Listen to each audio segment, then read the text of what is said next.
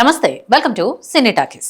Talented director Tarun Bhaskar పెళ్లి చూపులు సినిమాతో డైరెక్టర్ గా సంచలన విజయం సాధించిన తర్వాత ఈ నగరానికి ఏమైందితో మరోసారి డిఫరెంట్ ప్రయత్నం చేశారు. ఆ సినిమా కంటెంట్ పరంగా ప్రశంసలు పొందిన బాక్స్ ఆఫీస్ వద్ద పెద్ద హిట్ గా నిలవలేకపోయింది.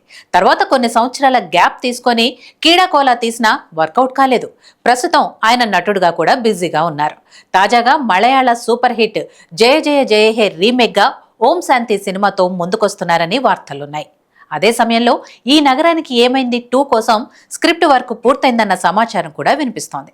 మొదట ఈ ప్రాజెక్టులో హీరోగా విశ్వక్సేన్ పేరు చర్చలో వినిపించింది. కానీ ఎలాంటి అధికారిక ప్రకటన ఇప్పటి వరకు రాలేదు.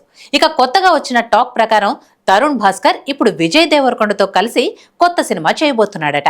ఈ సినిమా GA2 పిక్చర్స్ బ్యానర్ పై రూపొందనుందని, టైటిల్ గా బినామీ ఫిక్స్ చేసినట్లు సినీ వర్గాల్లో చర్చ జరుగుతోంది. ఈ సినిమా షూటింగ్ వచ్చే ఏడాది ప్రారంభం కానుందని సమాచారం. ఇది పక్కా ఎంటర్టైనర్ గా ఉండనుందని టాక్.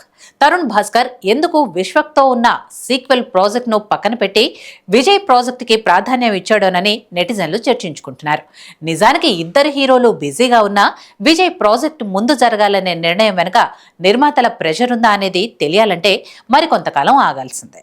హాయ్, హలో, మెస్మరైజ్ చేసే మూవీ ముచ్చట్లు, రిలీజ్ అయిన వెంటనే రివ్యూస్, మీ అభిమాన తారల రియల్ స్టోరీస్, సినిమా సమాచారం ఏదైనా క్షణాల్లో మీ చెంతకు.